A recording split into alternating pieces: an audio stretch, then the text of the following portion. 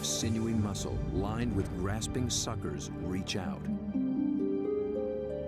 and gently explore the strange intruder.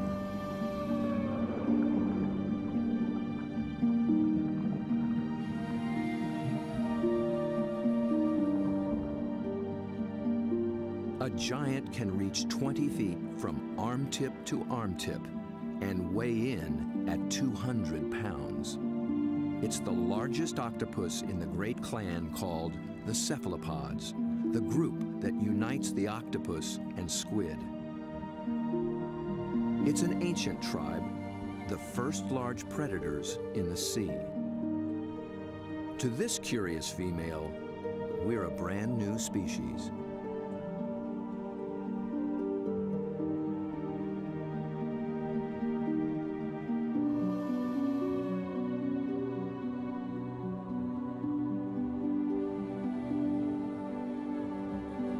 Cephalopod means head-footed, a good beginning in deciphering the octopus's amazing design. The head and body are encased in a large, soft sac, and the foot, derived from its distant relatives, the clams and snails, has become a siphon, a water jet to propel it in any direction.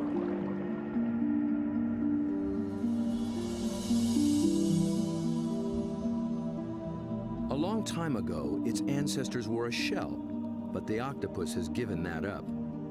Yet for creatures with such tasty flesh, the lack of protection presents a problem. The cephalopod solution? The most extraordinary skin in the animal kingdom.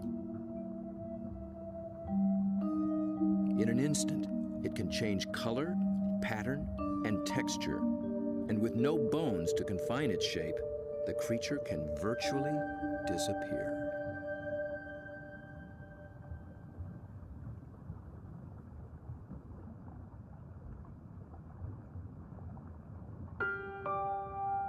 Another female lies sequestered in her den, tending to her brood of eggs.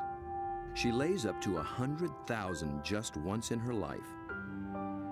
When they hatch, she will die. These clever, curious creatures won't live long at all. Their entire lifespan is no more than 3 or 4 years.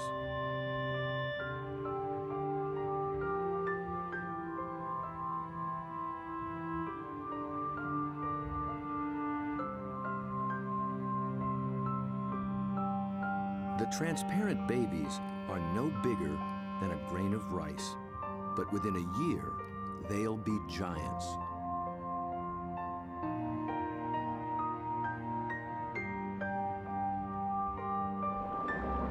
While the lives of these complex beings are all too brief, their line reaches back 500 million years, long before sharks began swimming the seas.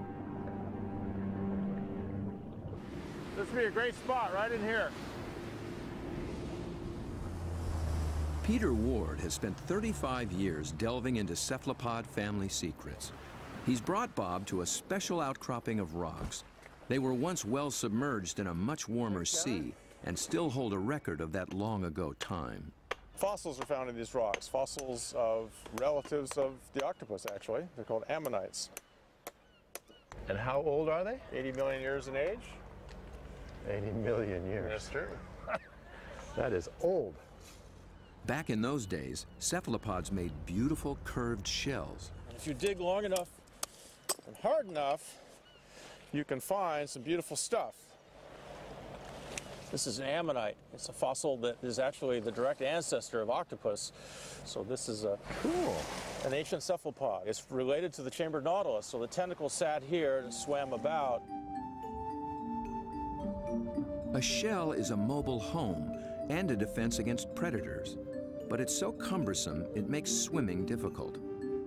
Of the almost 1,000 kinds of cephalopods alive today, only the nautilus still wears one.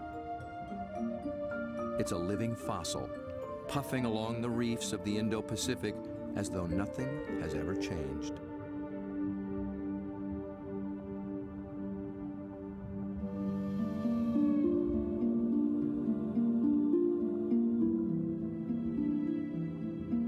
Bob returns for one last dive with the octopus.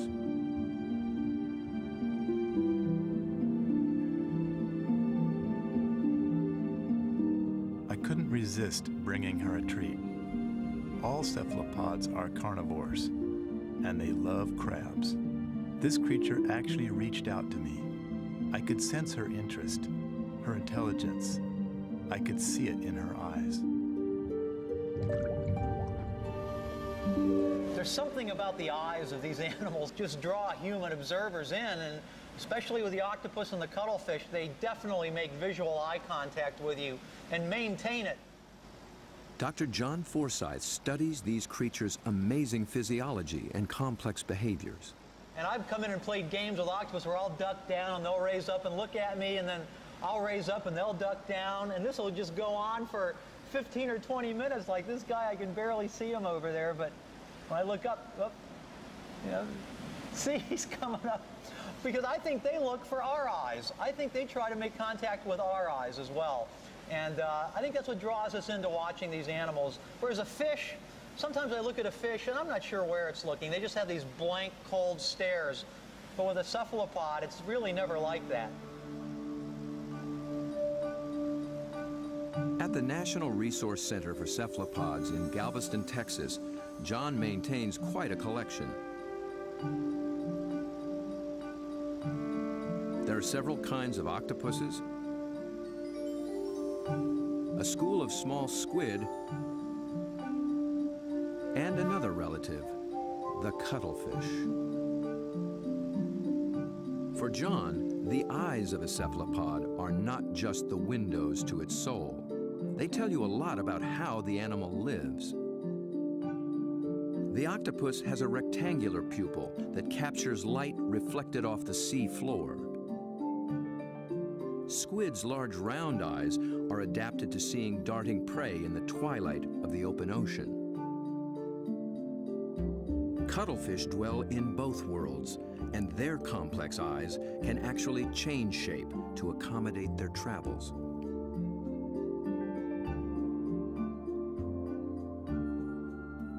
But it's not in their eerie eyes that cephalopods reveal their inner feelings. It's in their remarkable skin. Millions of tiny sacs of pigment called chromatophores dot their skin, each controlled by minute muscles. With a little flexing, a cephalopod can flash with rippling bands of color.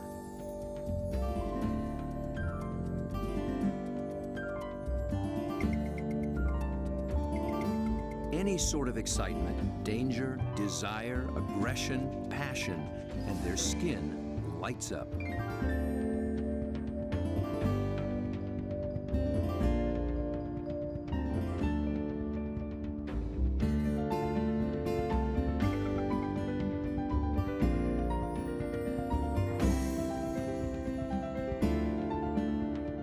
For creatures with no vocal abilities at all, this is the way they communicate, in a language of light and color.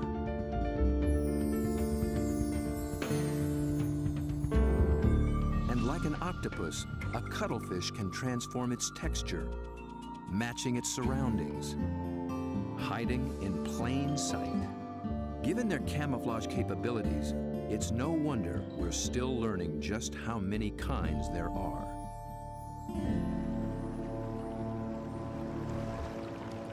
One of the hotspots for new discoveries is the narrow Lembah Strait off North Sulawesi in the island chain of Indonesia. It's a pretty scenic spot. They put pretty joint, isn't it? I mean, it's magical. John and Bob have come here looking for new species of cephalopods. It's a place primed for strange adaptations. In the shallow, warm water, light and temperatures remain constant.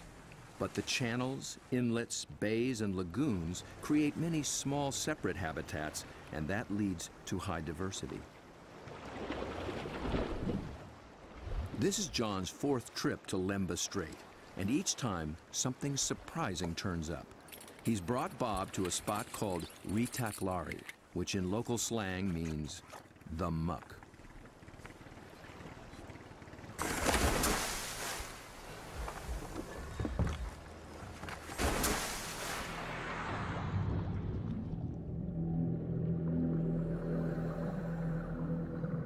At first glance, it's a vast, flat disappointment.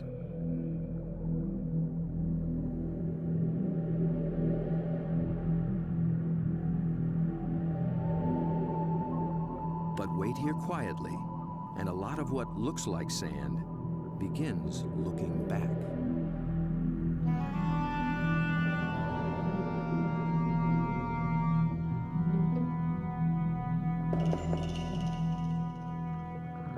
From the still of the muck to the roaring straits, a lot of effort goes into not standing out. Drifting reeds are actually floating razorfish. And the end of a few branches turn into ornate ghost pipefish.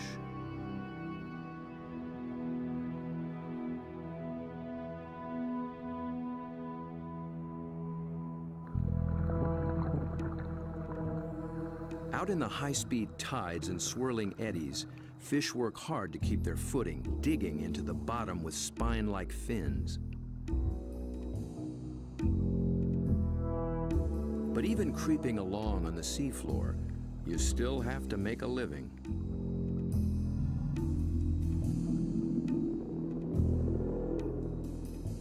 A harmless-looking weed rolling in the current is a hairy frogfish trolling for a meal.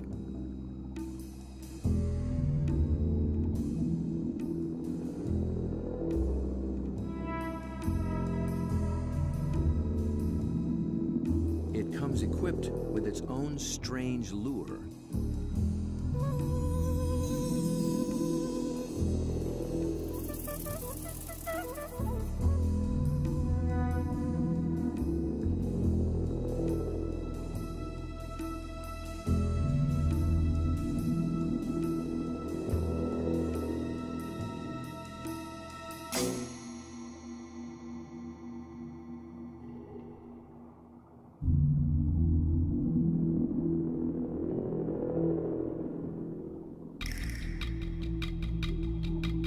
The sand offers the best retreat, but the crab has already been spotted. A marginated octopus is the perfect little predator here. Good camouflage, good eyesight,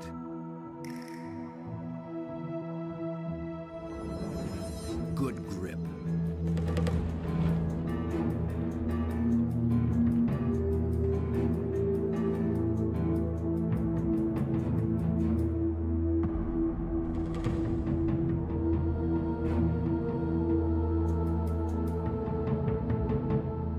The soft-bodied octopus has one more weapon up its sleeve to subdue the crab's claws: venom.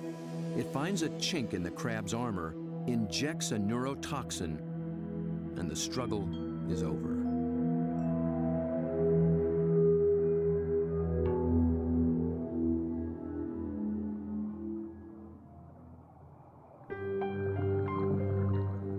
In such an open setting, the trick for every creature is to find some place to hide.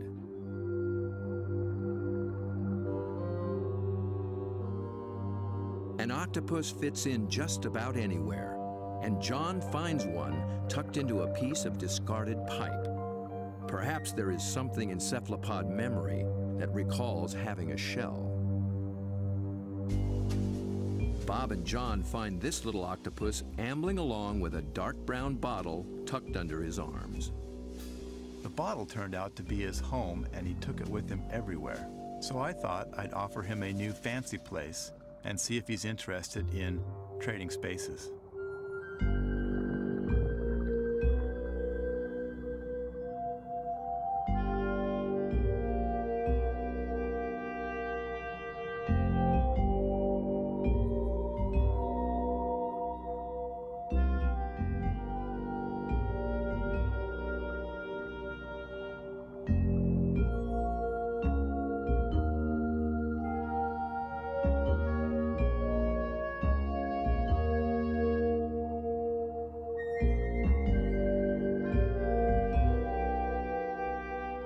I began to worry he might get confused by this clear glass and wouldn't remember how to get back out.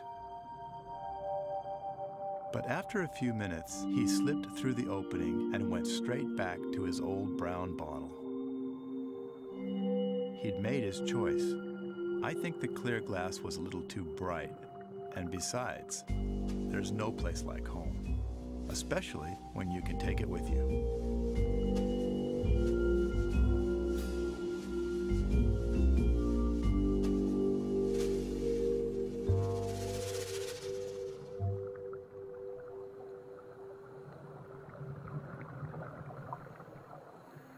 In the husks of old coconut shells, they find the pearl-like eggs of one of John's favorite creatures.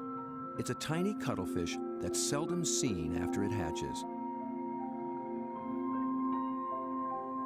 It remains so small and well camouflaged that it takes great practice to find it.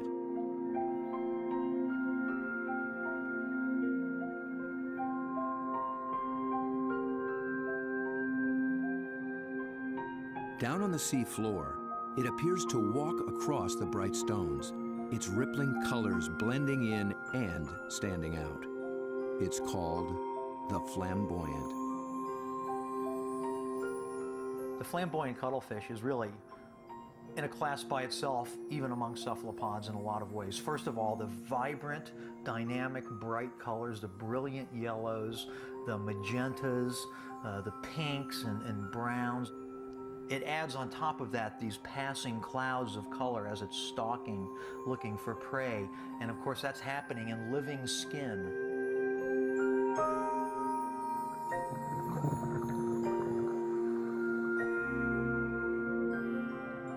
A lot of these animals are surprisingly bold. The flamboyant actually seems to like being under the lights. It begins hunting as soon as we start filming.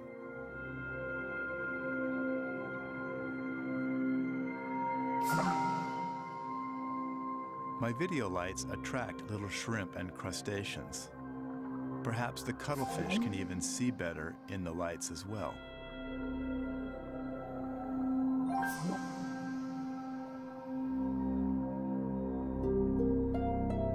It's only when John sticks out an enormous hand that we see the scale of this little hunter. Next to a 6-foot Humboldt and a giant octopus, it's hard to believe it's one of the family.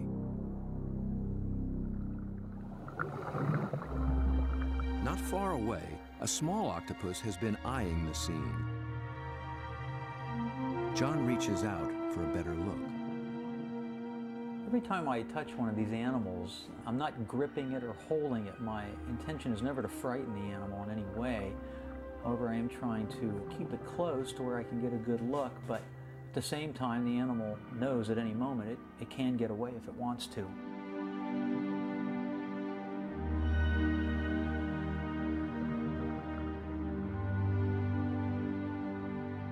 This octopus gets away all too soon. John thinks it may be a brand new species never seen before.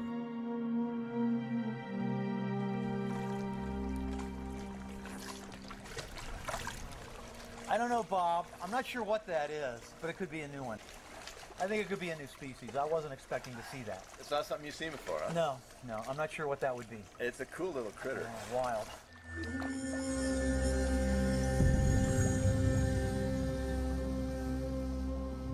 The waters of Sulawesi are full of new discoveries, and one is an octopus designed with a special brand of disguise. It lives in the same waters as the banded sea snake, whose bold stripes announce its potent venom.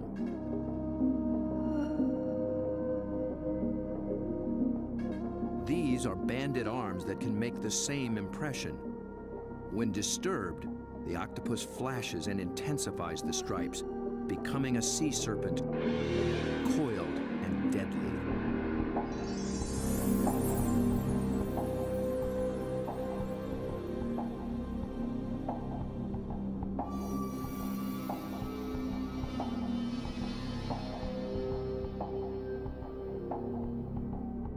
The creature has not yet been named by science, but it is known to be a fraud.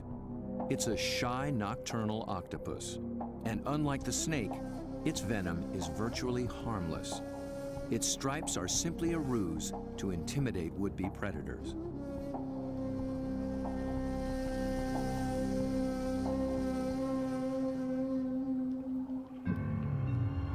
The real killer is a delicate, jewel-toned creature, the blue-ringed octopus. The flashing blue neon is no false alarm. Its poison can immobilize every muscle in the human body. There is no antidote. But all it's really after is a crab.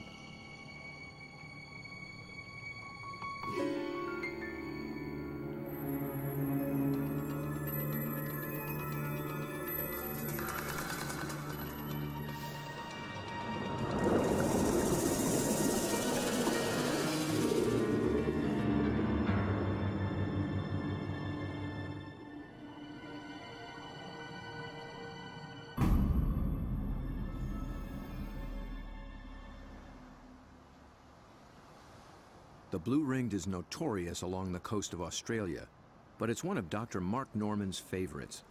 As curator of marine invertebrates at Museum Victoria, his fieldwork in all 7 seas has revolutionized what we know about cephalopods. It's really hard to estimate how many species of cephalopods, or in particular octopuses, we have worldwide, because we're still in the period of discovery. They thought there was about 100 species of octopus in the world, and we've found 150 new species in the last 10 years through the Indian and Pacific Oceans and Australia and up through Asia. And these groups of animals, it's not hard to find new species. Almost everything we touch is new.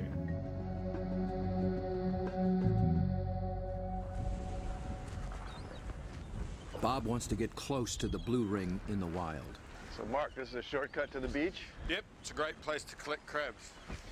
Through the graveyard, eh? Yep. So are these the bodies of the people who have been bitten by blue ring octopus? No, very few people have died from blue ring bites. He's more likely to have died choking to death on his calamari meal at the local pub. So this is where the crabs live? Yep, they hide up here at low tide under the rocks. As the guide to the blue ring, Mark starts Bob off with their prey. Lots of little crabs. Yeah. You need a nice juicy one. There you go. See the claws on that. That'll take your arm off. It's an ironback crab. You can appreciate why the octopus has to get rid of the crab's claws as quick as possible. Knock them out. When the octopus bites them, it actually goes for those soft gaps in the junctions, like the elbows where the arm is a bit thinner, or else they bite them right on the eyeball, and the poison goes straight down the eyeball and into the brain. So they end up paralysing the animal instantly and putting these claws out of action.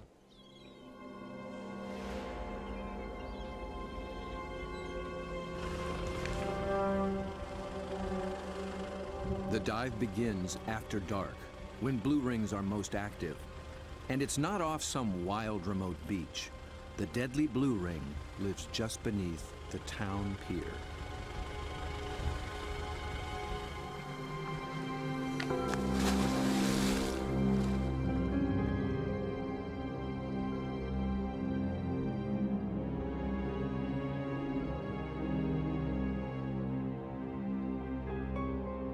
Blue ring octopus are an extremely venomous animal, and if I was to be bitten, I would probably be dead within 3 minutes. Your body would start stiffening up and you'd lose the capacity to breathe, you'd lose the capacity to wave or walk or run away, you'd run out of oxygen and you'd suffocate. But these little animals are really shy, really secretive, and the last thing they want to do is attack humans. They don't eat humans, they don't drag people out of their cars and drag them down the beach. They just feed on crabs. But tonight, not even a crab could catch its attention. This is a male, and he's just found a female. 2 wild blue rings are preparing to mate.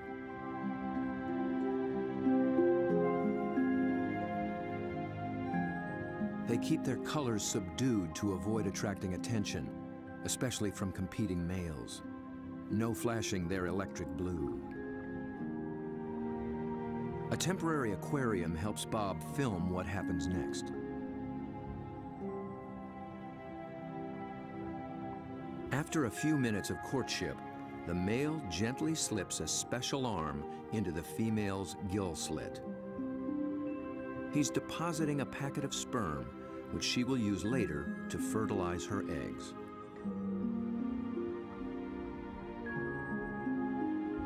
It's the end of their relationship, and most likely the end of his brief life. That was all he needed to accomplish. Just beneath the very same pier is another cephalopod almost never seen in shallow water. New research finds that they too pack a poisonous punch, but their bright little stripes have earned them a harmless nickname, the pajama squid. I think these cephalopods are the closest to the cartoon characters. Their little black and white suits and their little frilly lashes behind their eyes and the yellow on the top of the eyes. They're just straight out of a comic book.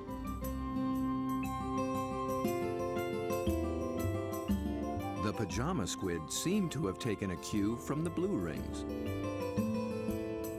Males grab any passing female and then they try as hard as they can to reposition them so that they're face on, ready to mate, sort of suckers to suckers.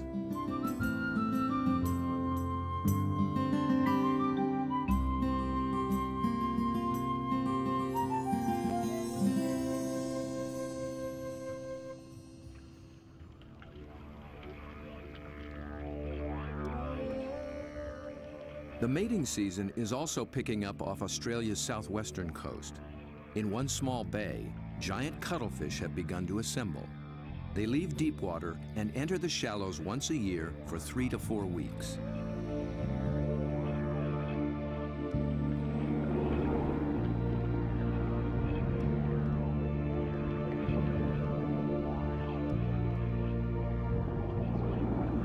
The males are 3 feet and massive, with 8 flowing arms and 1 all-consuming purpose.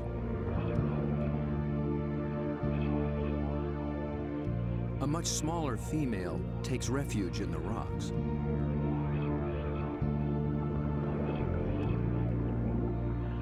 The males waste no time taking on their rivals. They flash and ripple with aggression.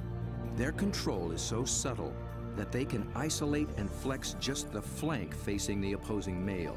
The other flank communicates a solid, dependable side to any nearby female.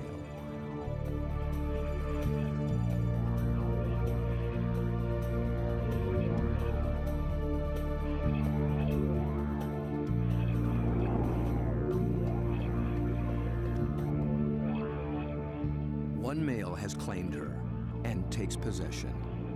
He'll guard her now, keeping her beneath him until she is ready to lay her eggs. Jules, you around here somewhere? Bob is heading for this far-flung coast, but before diving with these giants, he needs to brush up on the subtleties of cuttlefish communication. This is a crazy place to meet a scientist. Julian Finn is a leading expert on the intense social dynamics of the cuttlefish. He comes to this junkyard to scrounge up special equipment for an interesting experiment. Hey, Jules. Over here, Bob. Oh, okay. Oh, there you go. Yeah, it's You into old cars? Oh yeah, I love them. I've got a number of old cars and plenty of treasures in this place. Cuttlefish speak a visual language, and Julian wants in on the conversation. Cars, but also got a few ideas about making something to use on these cuttlefish in Whyalla, trying to get a bit of a different shot. So Looks like junk to me. Meanwhile, the cuttlefish continue to gather.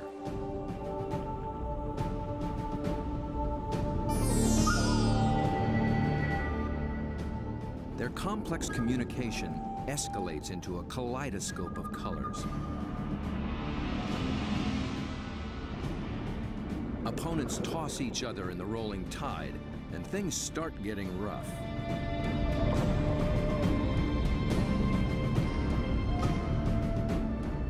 The violence can rip up their all-important skin, sabotaging a male's chance to impress and intimidate. And someone's nursing a torn-off tentacle.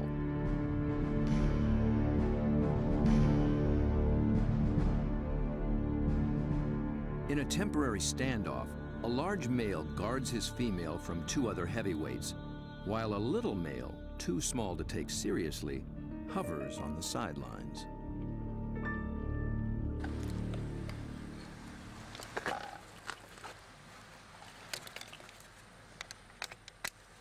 The two males on shore get set to join the fray. Well, here you go, Jules. I just wanted you to know that my camera's bigger than yours. Mine's a bit different than yours, sir. Well, yours has a hubcap on the front of it. What I'm hoping to do is film the male's reaction to another male. But instead of having another male there, I'm going to have its reflection. It's when males are the same size that trouble starts, and Julian will present one with its very own reflection. He's studying the displays and the intense competition. He intends to provoke a fight. He approaches a large male who immediately responds.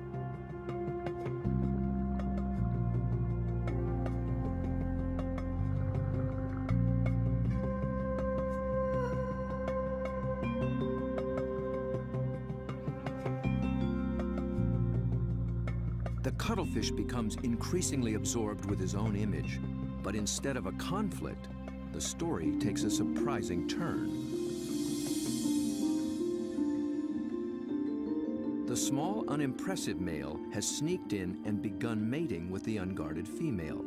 He's not signaled, nor flashed, nor dazzled. He simply grabbed the female for his own, making every attempt to look as much like her as possible.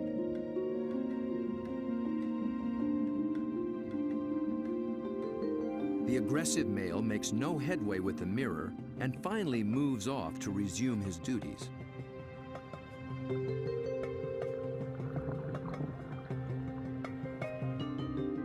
But he's still distracted, still flashing, and doesn't recognize that his female is mating right under his nose. The little male looks so like another female, he doesn't see the threat.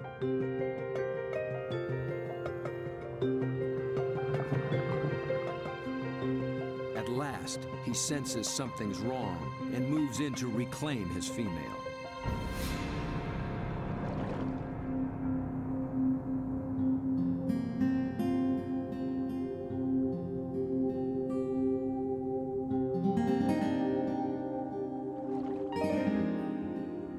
To re-establish their relationship, he presents her with the gift of a crab.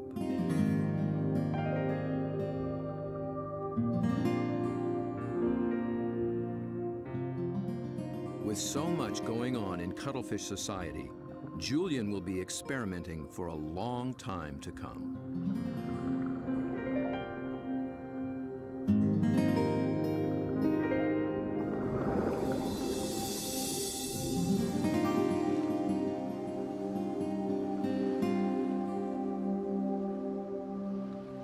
Julian's attempt to interact with the cuttlefish and crack their code has given Bob a daring but dangerous idea.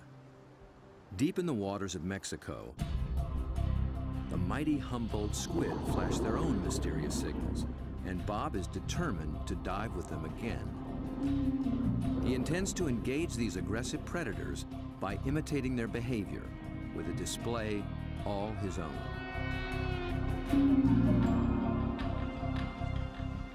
Mark Norman and Julian Finn think he's close to crazy.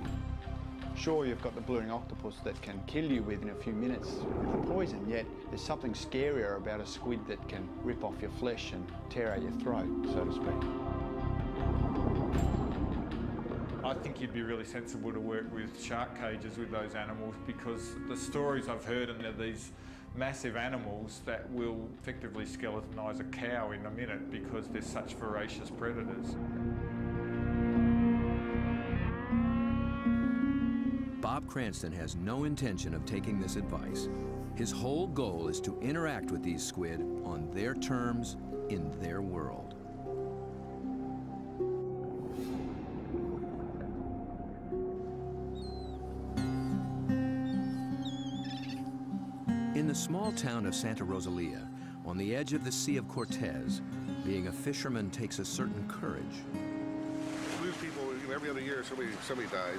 I've had a friend that they found floating in the ocean last year. It's lucky they found him because, you know, they're carnivorous. They'll eat you. I mean, they will eat you. The squid will eat you. The squid will eat you. If you fall into the ocean, they'll get you with their tentacles, you'll drown, and then they'll, you know, all the rest of them will just eat you.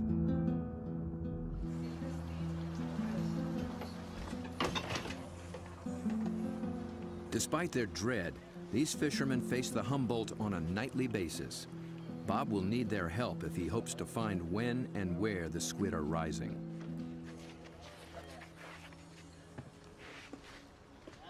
Alberto.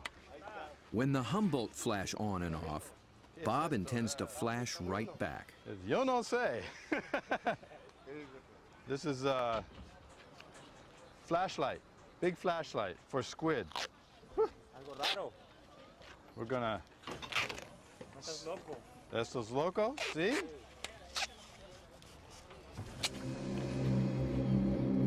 Bob knows perhaps better than anyone just what Humboldt are capable of.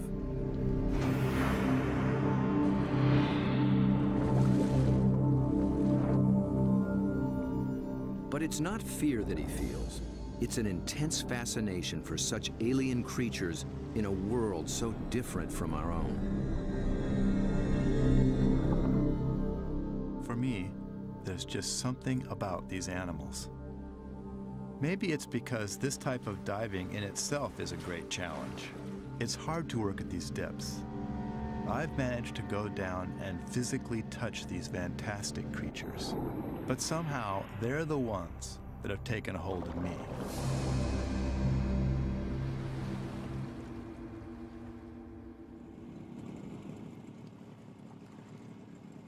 He's 12 miles from shore. Aside from his assistant cameraman, there'll be no backup down below, and no source of help at all topside. There's not so much as a radio on this little boat. These are small boats. It's a big ocean. There's a language barrier between me and the fishermen who think I'm crazy to dive in the water anyway. If I disappear and drift away from this boat, the fishermen will just think the squid ate me and they won't even bother coming to look for me. Yet Bob has confidence in his own experience and in his plan. I've made up this light tube and filled it with strobe lights. The idea is that the Humboldt squid flash for communications. They flash at each other, they flash at the divers, and so I hope to elicit some kind of a reaction from these animals with this light tube.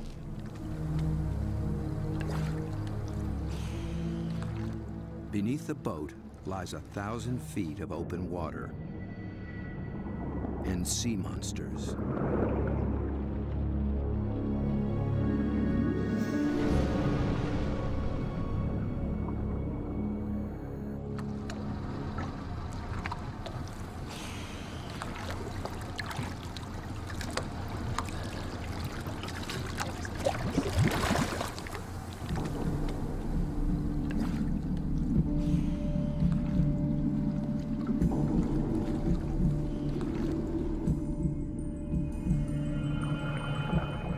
Descends, his homemade lightsaber a beacon in the utter darkness.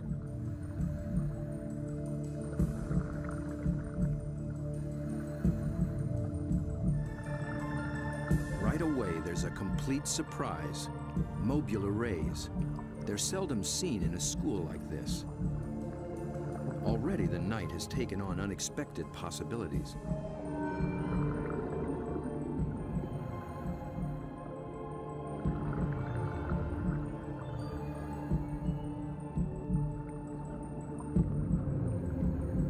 With his depth gauge reading 150 feet, Bob figures he's in squid waters. He powers up.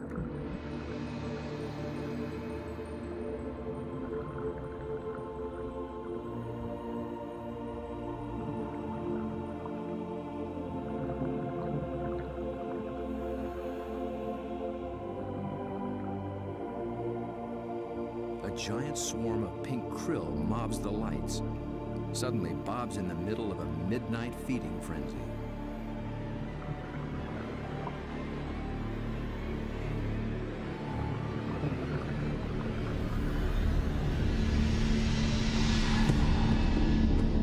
Then, rocketing up from below, Humboldt squid.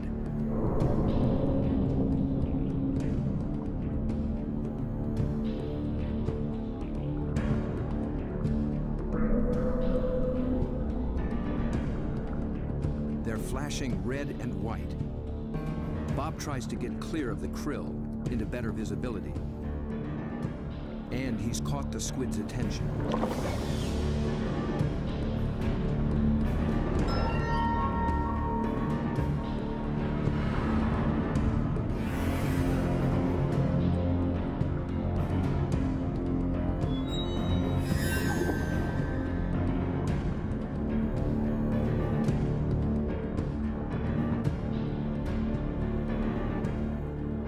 I'm transfixed by this enormous eye up from the deep. I can sense this creature thinking, but I can't imagine what.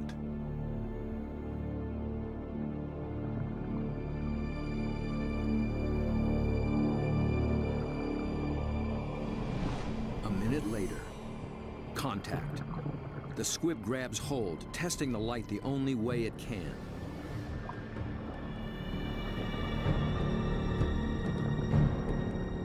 The feel of hard plastic must come as a surprise, and it circles me as though curious. Then, it comes back for more. This time, the aggression is gone. It just seems interested.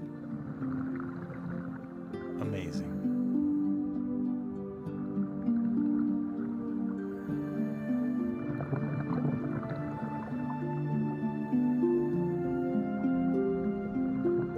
We play for a moment.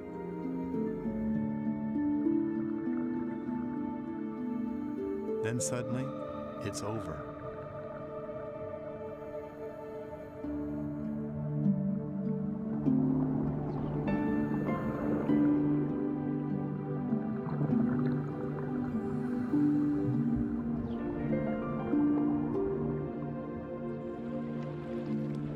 The fishermen are relieved just to see me alive, but I climb back in the boat knowing something remarkable has just happened. I danced with the devil down in the deep, and I'm already thinking about the next dive.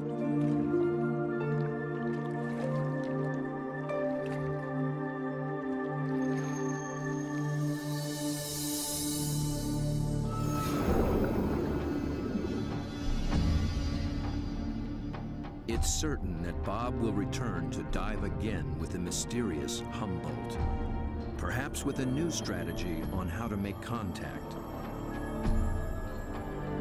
He's just at the beginning of this extraordinary quest.